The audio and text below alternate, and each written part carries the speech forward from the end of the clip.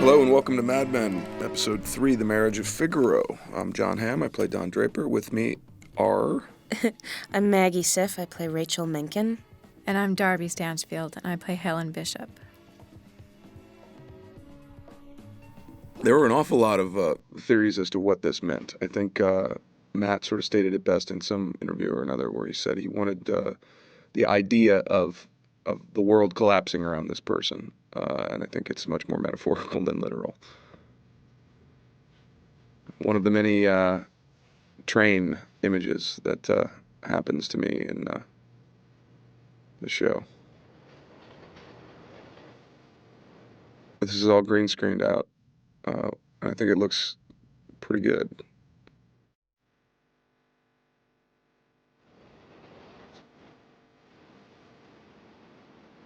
And is this the first moment where we hear Dick Whitman? This is the first revelation of any sort of idea that there may be something else happening with Don.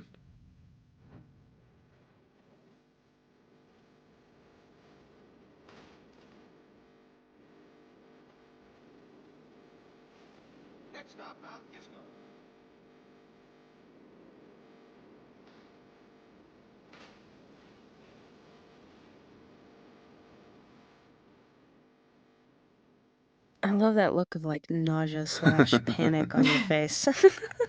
You really look Right like you're there. gonna call him.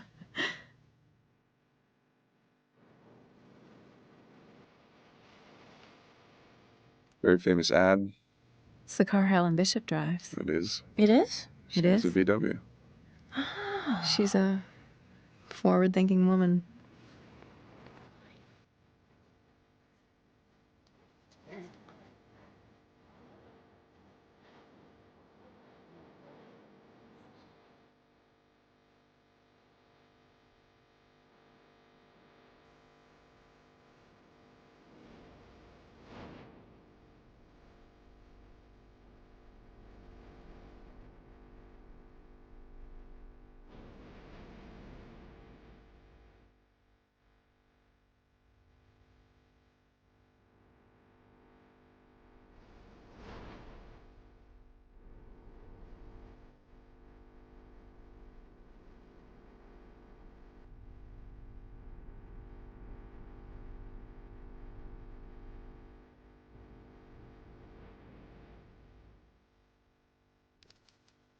This is Pete's return. We didn't see him in the last episode. It was a Pete-free episode when he was on his honeymoon. His triumphant return from his nuptial bliss.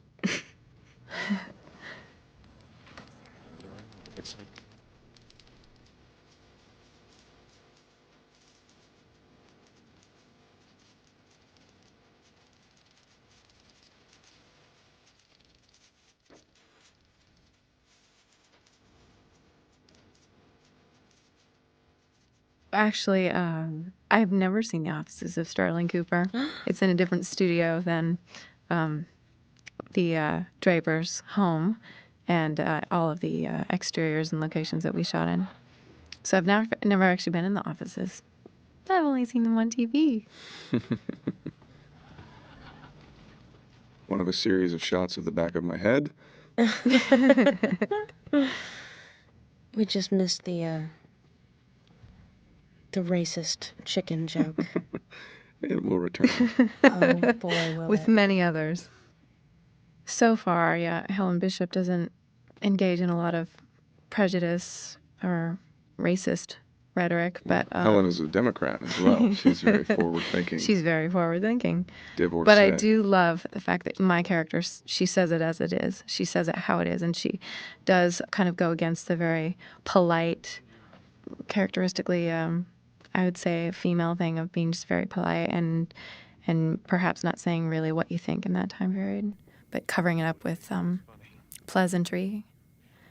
My character is particularly sensitive to those things, so those words never really come out of my mouth. But in terms of watching it and sort of playing around it, I think there's something refreshing about being able to come back to it and contextualize it and sort of make it, kind of pull the curtain back on something.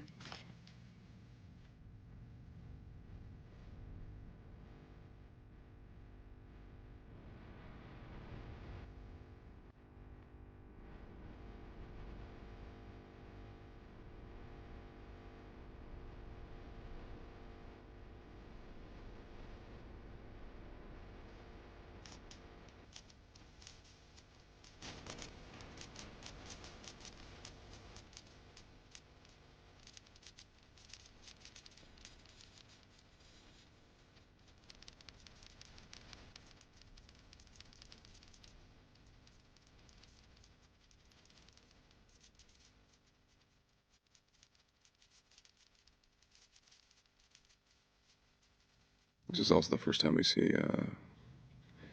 Peggy and Pete together after their dalliance in the pilot, and the awkwardness that stems from that.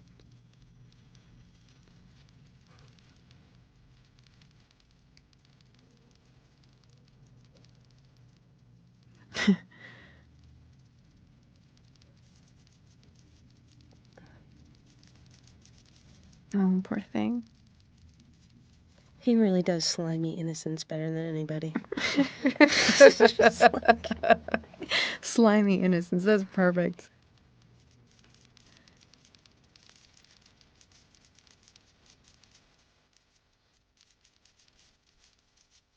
He's working in the perfect place.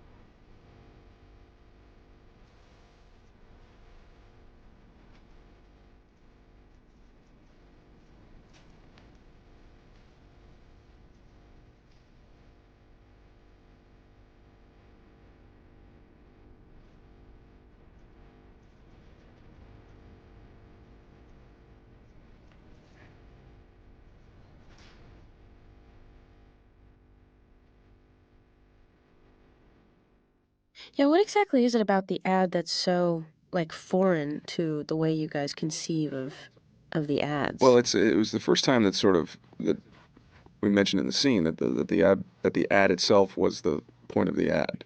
So As it's like, opposed look to how the different, as product. opposed to the product. So like, look how different this ad is.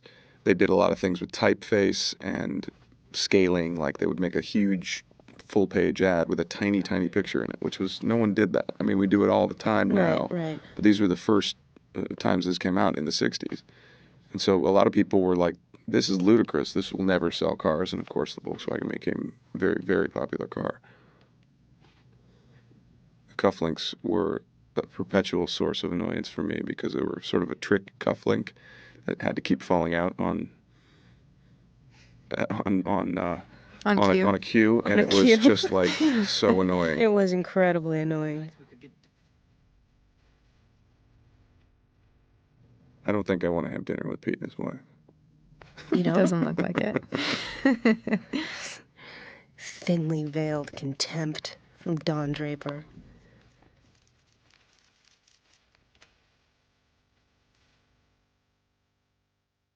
Oh, the ladies in the coffee room.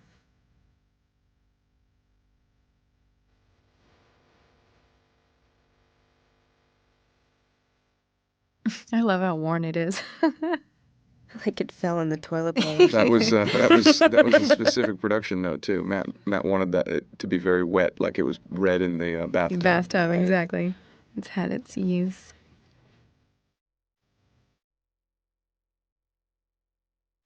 I read it a long time ago in college. I've never read it. I've heard a lot about it.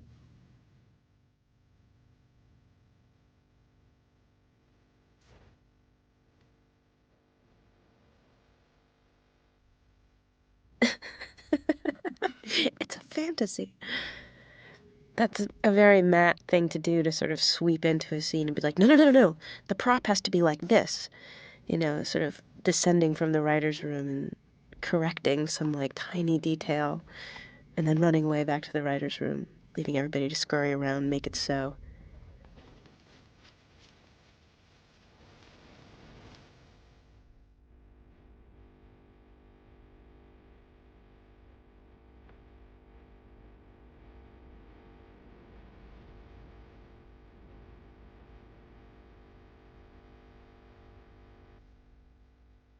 Best hat in the show.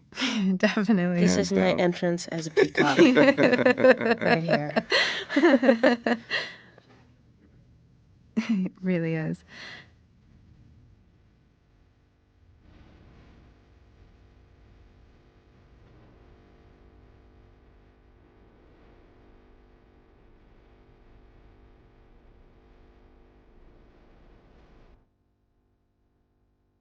Janie did such an amazing job with the wardrobe, with the styling of the show. And I sort of put myself in Janie's hands, because she would show me things and I'd be like, really? And we'd put them on and something would happen, you know. The character is very fashion forward. She's in retail, you know. She should be sort of at the cutting edge. Another cufflink thing that took 500 things to get. How'd you like the girdle? Oh, well, yeah. My girdle fit great. Once you got used to it, you know, it does fill out the clothes in a very particular way. It does. The whole ensemble really creates a character, or it helps create a character a lot. Did you feel like it changed the way you moved at all, or breathed? Oh, absolutely. Yeah, me too. I sat differently wearing that thing. And Rachel is very composed, so it's like the way the clothes held me in ended up being extraordinarily helpful. For the character? Yeah. Yeah.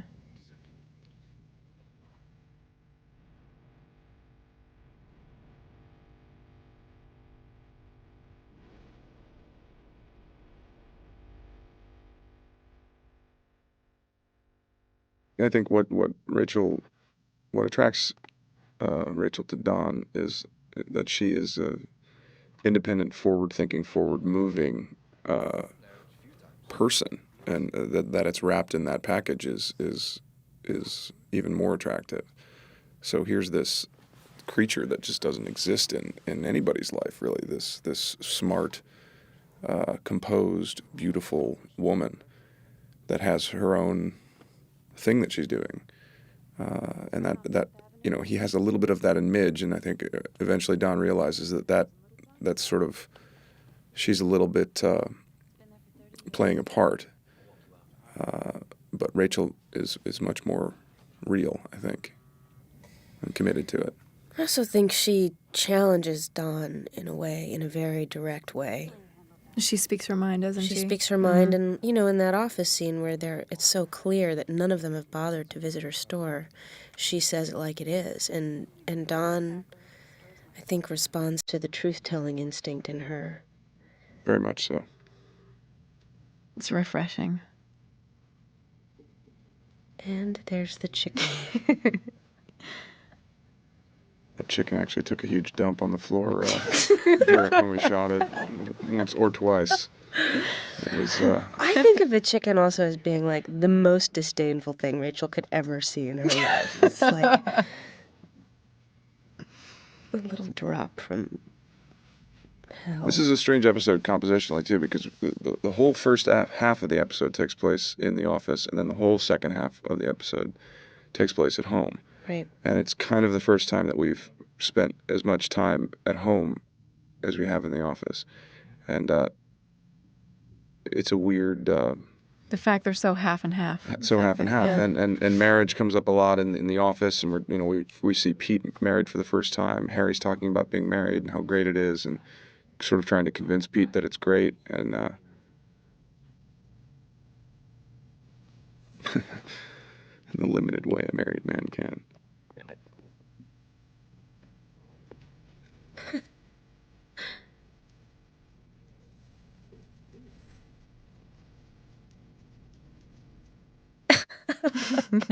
I'm not Batman.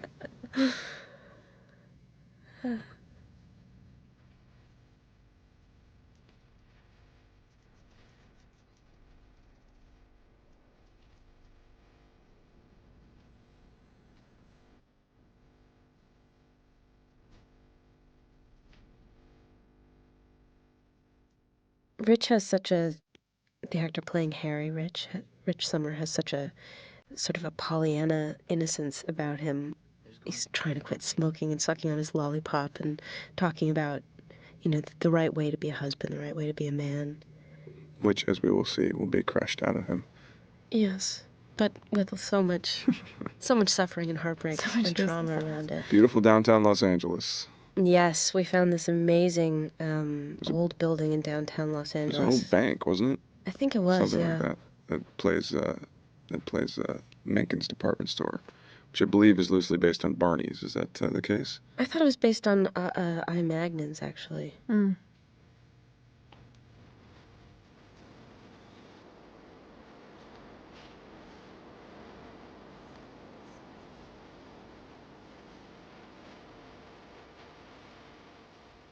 when I saw the leopard print shirt, this was a moment where I was like, Janie, really? And she was like, really? I was like, okay.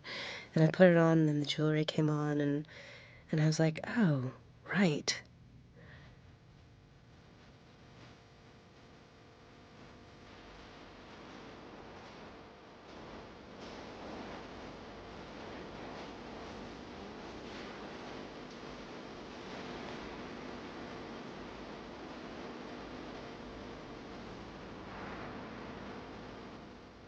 I had very long hair, and Matt was asking a lot of the women on the show to cut their hair, but we chose not to cut my hair, and Gloria, our hairstylist, would always, there are a number of scenes where I leave my hair down, and I didn't realize that that was a signifier of being sort of forward-thinking or cosmopolitan, or European. That's another word we used for her a lot.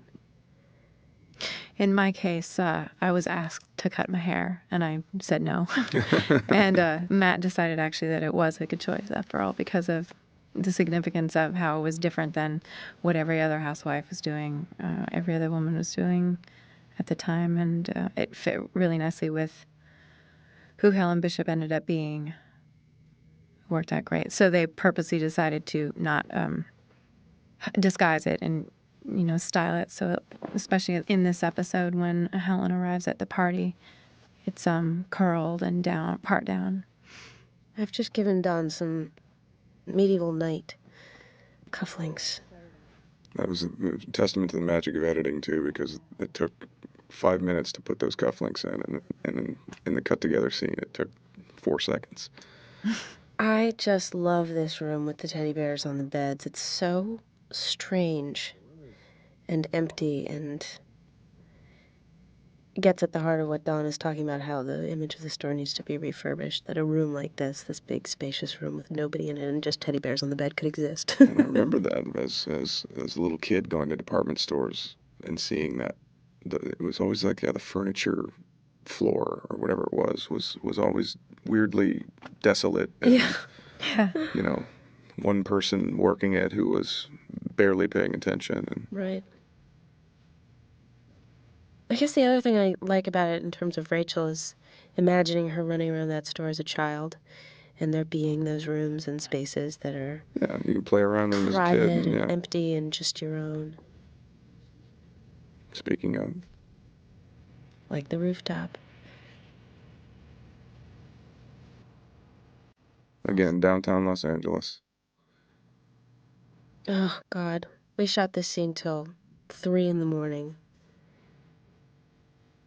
That was a tragic night. Yeah, it looks tragic. Well, we'll tell you. We'll get there. Put something like bacon grease or something on our fingers so the dogs would lick them as well. That Yeah. was Like you. When I read the script, I was so excited because I had always had German Shepherds growing up. My family.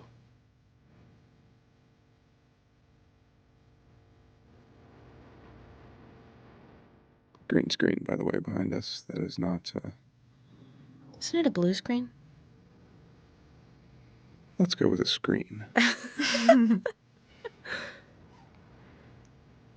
No, this is a relatively important scene in the relationship between Don and Rachel, and we did shoot this very, very late at night downtown Los Angeles. So while we're doing this, I think during that close-up that you just saw, which plays through the whole scene, LAPD helicopter decided to Start circling. circle. Really? Something bad happened downtown. And this it helicopter just went set on up for shop, hours. so we couldn't shoot anything. Oh, no. Or we would shoot when it would get quieter or further away, and then we finally just were like, we just have to shoot it and do what we can afterwards. Did you have So to do a there lot of was- ADR? There was looping, there was Oh, this, yeah. there was Yeah. that, but we didn't have to reshoot it, which was nice.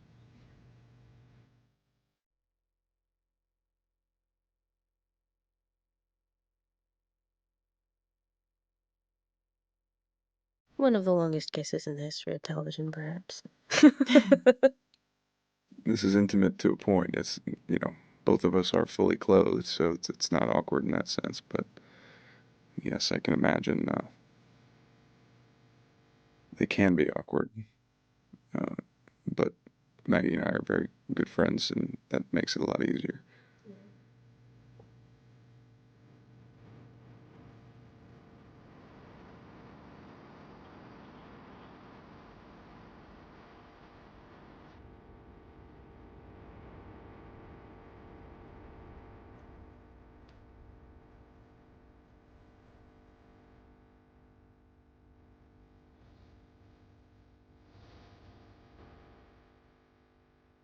I love that line. It shouldn't have happened.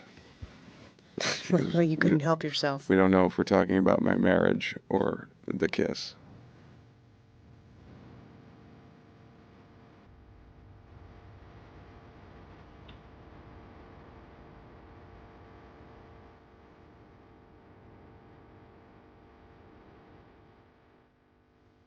I find that moment really interesting where she confesses to sort of having been vulnerable and doing something out of character.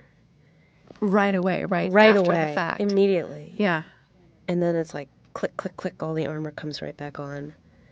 And she starts buttoning it back up, and by the time the scene's over, she's the owner again. Right. I think when they get down to talking to each other, there's something very direct and immediate in the conversation and in the quality of how they can talk to each other that I don't think she's ever known before. I think she likes how strong he is. There's something she recognizes in him. And I don't think it's fully conscious, but at first. But there's some way that he holds himself outside of what's going on around him, a kind of outsider status that I think she really identifies with. A mystery and a strength about him.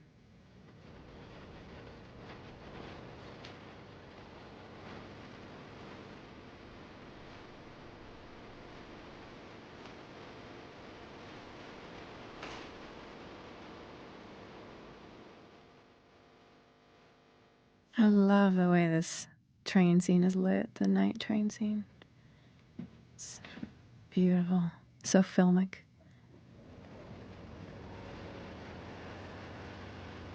Shot on a stage. Yes. It's good.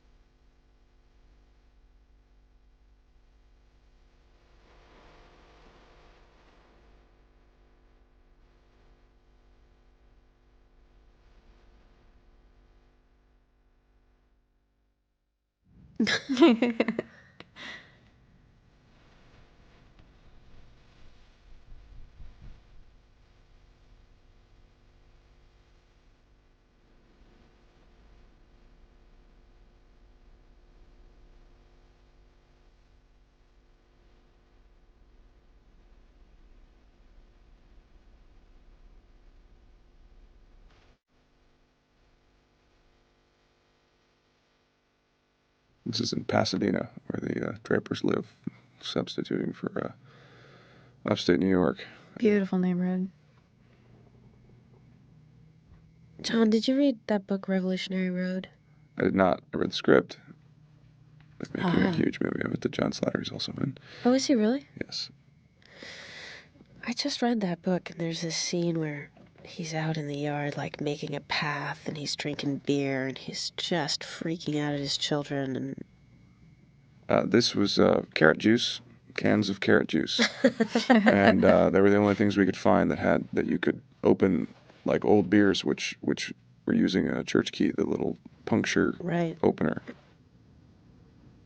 Kiernan plays my daughter, and then we had a sort of a rotating group of sons. I think I had 4 or 5 sons.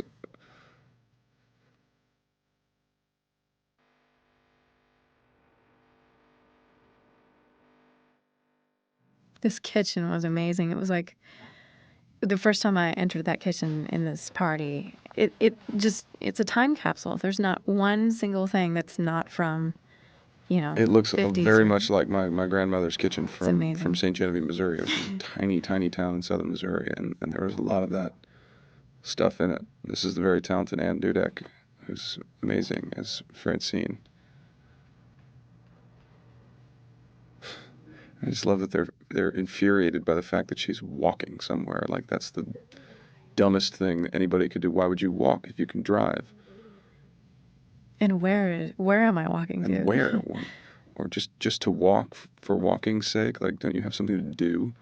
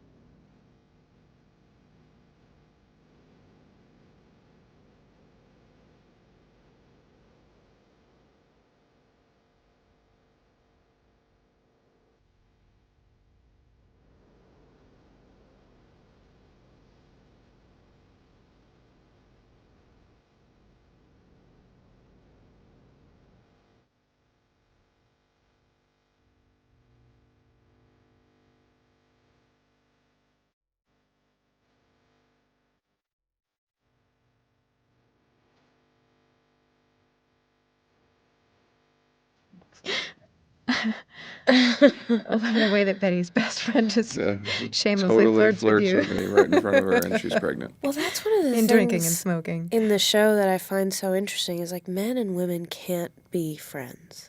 Yeah. You know, it's like the wives are friends, the husbands are friends, and there's something in the episode where you almost feel like your character, Helen, and Don could be friends in a way, like that they might have something in common, but it's not allowed. So not everything allowed. gets funneled Not at into all. this either, sexual tension, or something leads towards a sexual moment, or it's or people ignore each other, or they're threatened.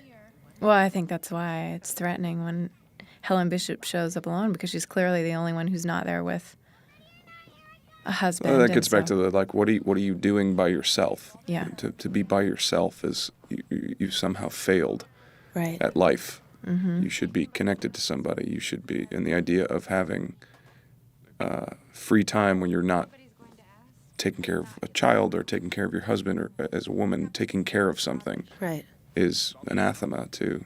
And Rachel almost gets away with it because she's a businesswoman, and so Right. she has That's this why huge it's enterprise. she's such an odd duck. Right. Well, and Helen Bishop is taking care of 2 children and working, but because she has that part of her life, she is a mother. She's pitied because she doesn't have a man to help her. And there's no admiration for the fact that she's doing it alone. Right. It's just sort of antagonism, or being threatened, or with thinly veiled sort of contempt over pitying. In 1960, I'm a new woman who moves into the neighborhood, a divorcee, and it was a bit threatening, I think, at that time period. It was much less common than it is today, and much less, a bit more taboo. So perhaps it was threatening to the women in terms of, will she take my husband? Or, maybe it even brought up fears in themselves of, just looking at their own lives maybe, or not wanting to look at their own lives. And I think most of all, though, it's just because it was different, something that's different. And when something in society is very, very different from what everybody else is doing, it's an unknown, and so therefore it's bad or fearful or...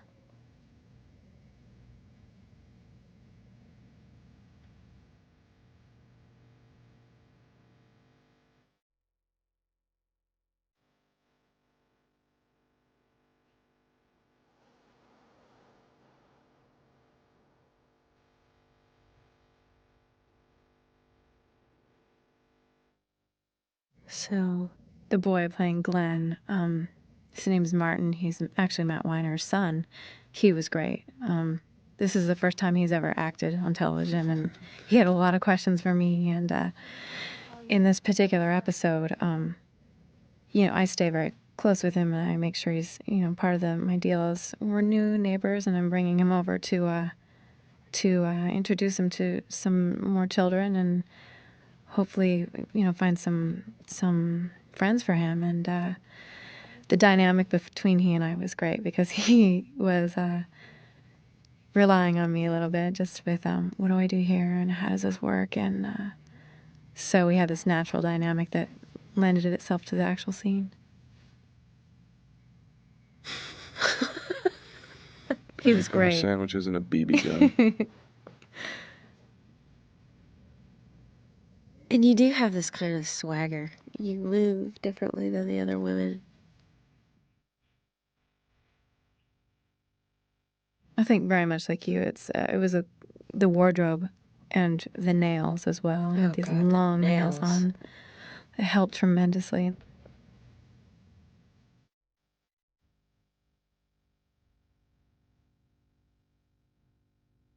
I love that outfit, the red pants.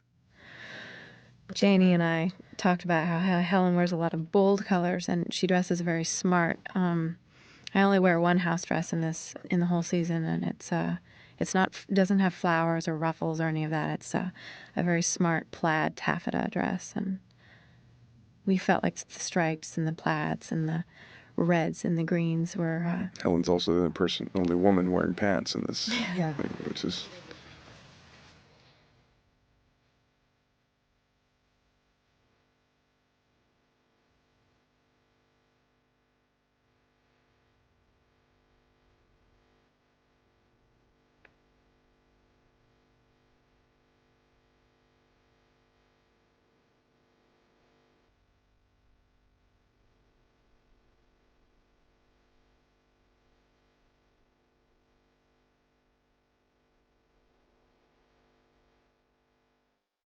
It's interesting.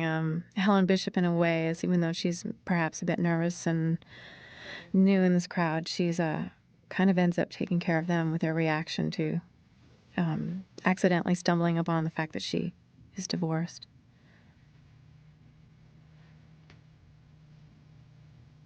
For a little while, anyway.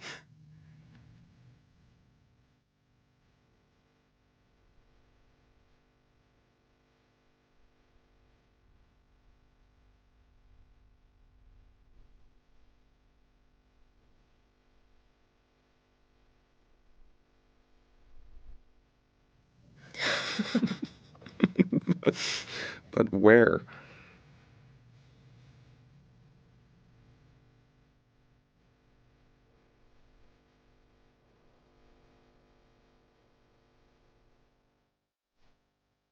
I love it because one of the choices that Matt and I talked about was Helen Bishop.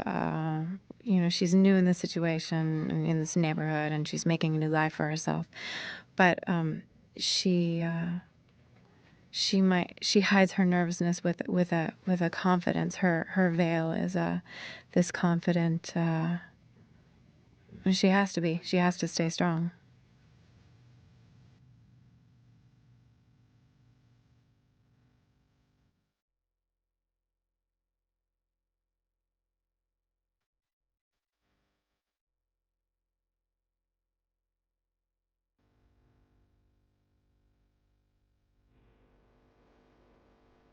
No. I love it. His wife's in the kitchen, pregnant.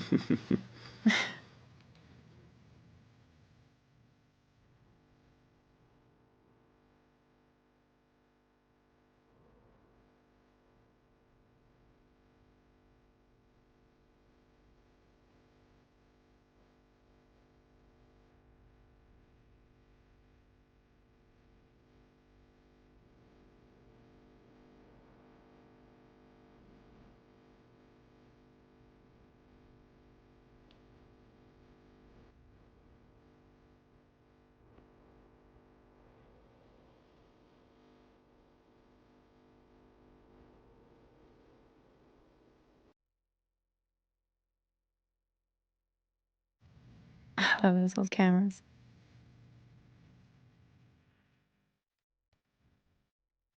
It's such a brilliant storytelling device that Dawn picks up this camera and is, in some ways, the viewer as well, with regards to these different relationships and the whole theme with marriage and then in that he can capture that with just two people who actually seem to love each other and be happy amidst all of this other kind of dysfunction.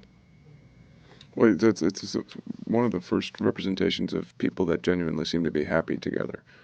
And I think that sort of makes Don wish that he was happier. And I remember Matt saying he wanted that kiss to look like the one that we had on the roof. That I remember that too, yeah. that they were supposed to be echoing each other.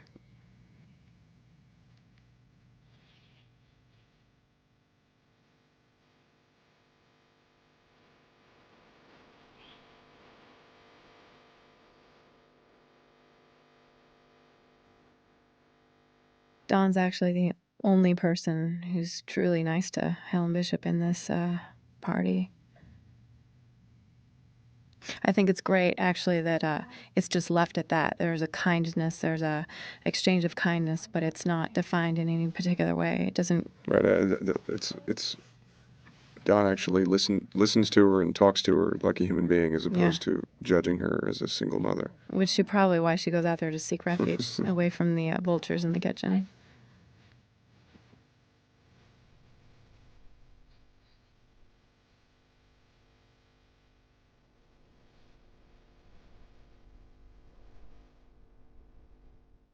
And there they find her. I love that this relatively innocent pairing is looked on like some sort of crazy pass, or earlier Francine was totally blatantly making a pass at Don, or flirting, but that was seen as okay because she's married and would never cheat.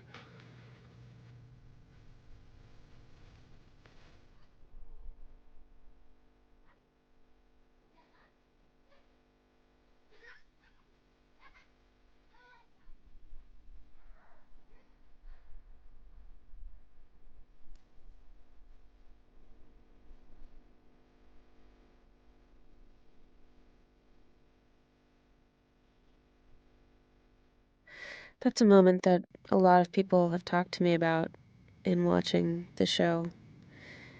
That somebody else would hit somebody else's child, and sort of the notion of how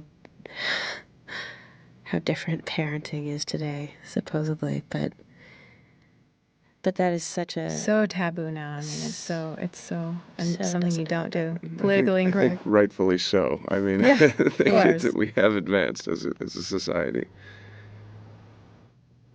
This is Don applying for best dad of the universe.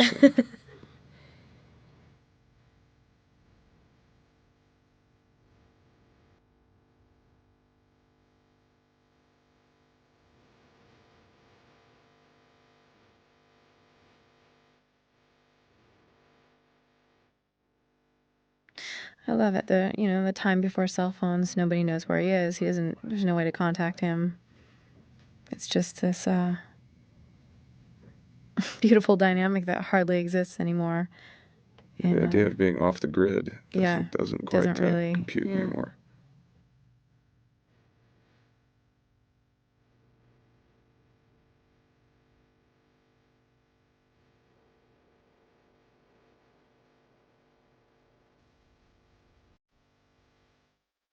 They're all so excited about their outfits, their cowboy hats and dresses and such. I was not around for a lot of it. We shot a lot of my stuff separately, but they were great. It was like summer camp. Yeah. The day where the scene where they're running through the living room and Donna's filming them on the camera. I was back in the hallway with them when they were lining up, and they were so concerned about the order they were in. And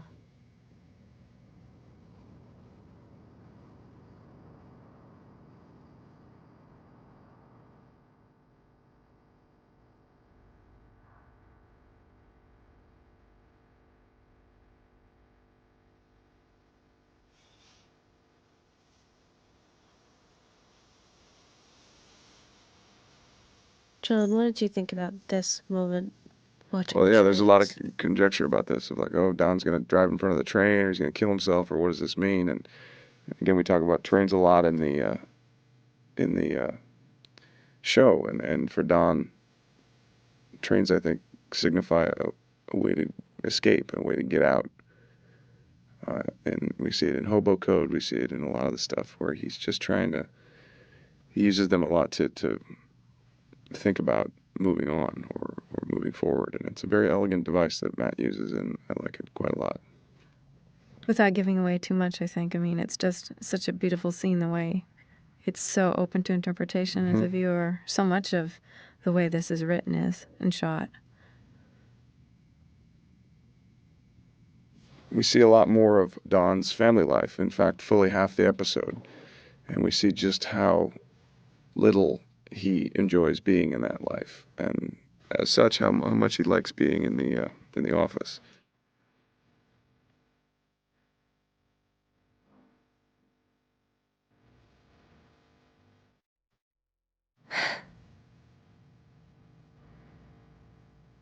This is one of my favorite moments.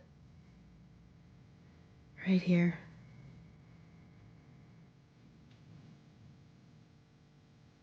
So bittersweet.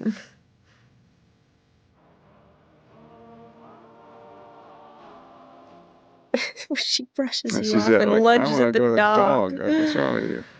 That moment of being a kid that's so honest, where you're like, Daddy's weird and a little drunk, and I got a dog. We get a lot of male-female, man-wife stuff in this one, and how challenging it was to be a husband, to be a wife, to be a woman that's not a wife, which was sort of significantly looked down upon in that era. So it definitely sets the stage and sets the time very firmly. And I also think in the home, there's like that whole second half of that episode echoes, like little things that echo back to the first half of the episode with the cufflinks and the dog at the end, the dog's on the roof. And this episode is really artfully done because you see the first half echoing throughout the second half as he's trying to figure out how to sort of exist in his home life and his sort of struggle with it. But it's always, In it's his so marriage. subtle, and in his marriage.